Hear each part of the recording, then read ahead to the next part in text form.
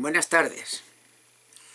Es mucho y bueno lo que hay escrito sobre la batalla en la que un puñado de españoles cambió el rumbo de la historia de España y de todo el occidente cristiano. Sin embargo, hay un aspecto que, en mi opinión, no se ha analizado con el suficiente detalle. Me refiero a los motivos que en Alarcos condujeron a la derrota y en Las Navas propiciaron la victoria. Y para mí tiene un enorme interés porque no consigo entender qué y cómo ocurrió en Las Navas sin llegar a dilucidar qué y cómo ocurrió en Alarcos. Fundamentalmente porque, en mi opinión también, las consecuencias de la derrota de Alarcos tuvo su trascendencia para lo que hoy conocemos como la Sierra Oeste de Madrid. Si en 1150, según Fray Bernardino de Sandoval, se siembra la semilla de la fundación de Santa María la Real de Valdeiglesias, Alfonso VII, también conocido como el emperador, en 1157 acude a socorrer Almería y hizo un pacto y entregó a los almohades la ciudad a cambio de salvar la vida de la guarnición.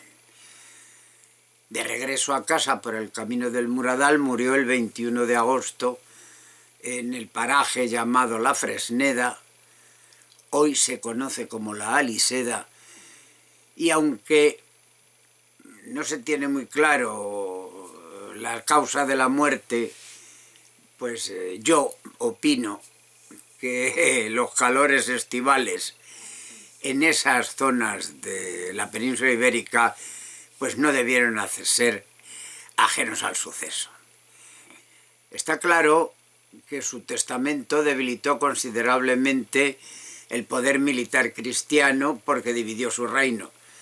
A pesar de que en vida había predicado la unidad de la España cristiana, a su primogénito Sancho III le dejó el reino de Castilla y al segundogénito, a Fernando II, el de León.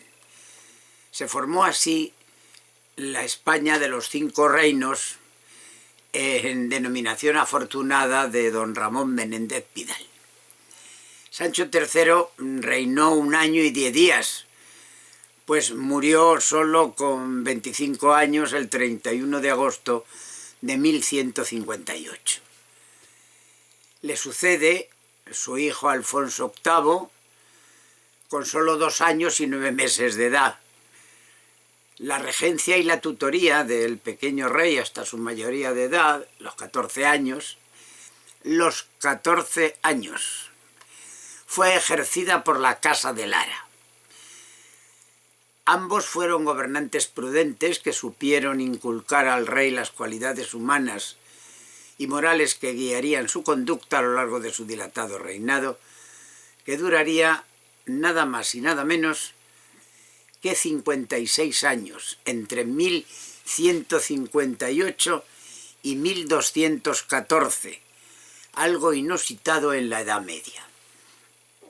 Otro miembro de la Casa de Lara, Álvaro Núñez de Lara, sería su alférez real en la batalla de las Navas de Tolosa.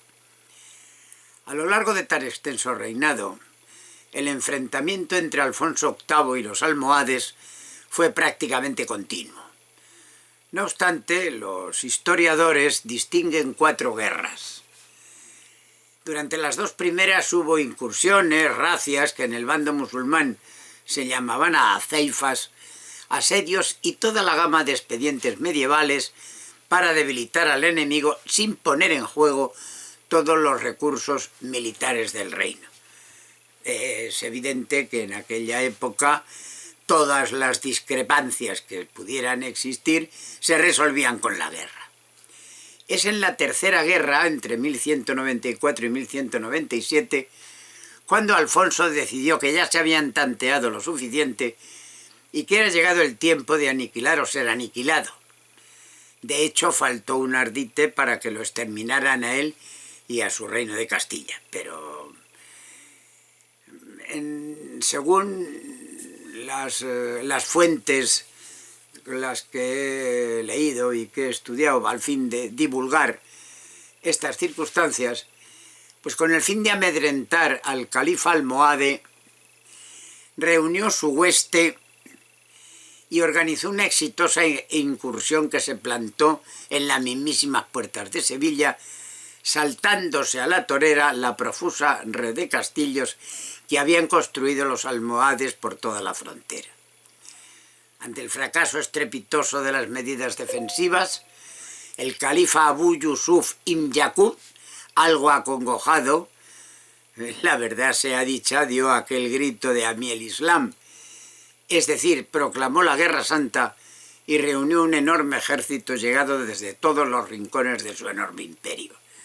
Con él atravesó el puerto del Muradal y se dirigió hacia la fortaleza de Alarcos, donde Alfonso VIII había reunido su hueste y lo esperaba impaciente.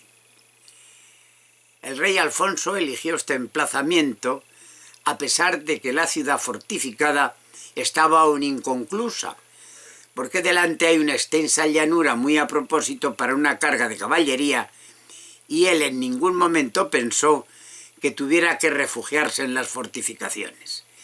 Así de convencido estaba de que la superioridad de la caballería castellana le daría la victoria. Por eso, a pesar de su clamorosa inferioridad numérica, en cuanto tuvo a los almohades delante, atacó sin esperar a las tropas de Alfonso IX de León y de Sancho VII de Navarra, que estaban en camino.